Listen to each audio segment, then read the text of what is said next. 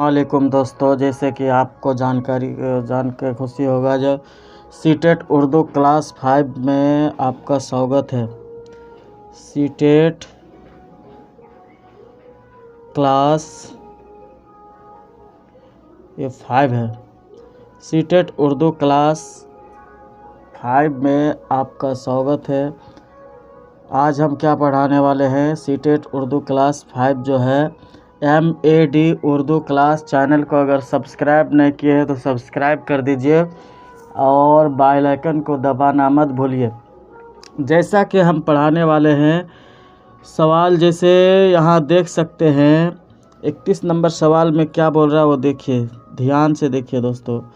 31 number सवाल में क्या बता रहा वो हमको ध्यान से देखना होगा। जैसे यहाँ देखिए दोस्तों, हम बता रहे हैं मौजूदा दौर में कौन सी कौम तरक्की याफ्ता कहलाएगी। क्या है? मौजूदा दौर में कौन सी कौम तरक्की याफ्ता कहलाएगी वो हम बताने वाले हैं। जो क्या होगा नहीं होगा सारा चीज़ आप मेरे वीडियो को शेयर कर दीजिएगा, ठीक है दोस्तों। अगर सीटेट का तैयारी कर रहे हैं तो मेरे चैनल को सब्सक्राइब कर दीजिएगा। अब यहाँ देखिए दोस्तों, यहाँ क्या बता रहा है? जो मौजूदा यानी हाल, जैसे इंग्लिश में क्या बोलते हैं? प्रेजेंट, और उर्दू में उसको बोलते हैं हाल। मौजूदा उर्दू में क्या बोलते हैं? मौजूदा। जो अभी चल रहा है उसको, उस हिसाब से सवाल क्या पूछ रहा है? मौजूदा दौर में कौन सी कौम तरक्की याफ्ता कहलाएगी, यही बता रहे हैं ना दोस्तों।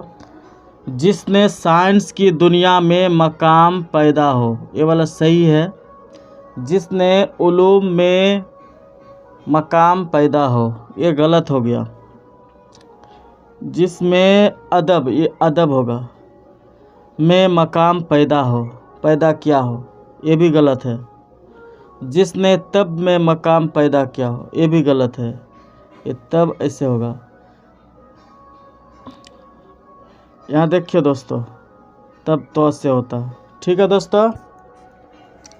1 नंबर सही है इसका, 1 नंबर सही चिन्ह आप लगा दीजिएगा।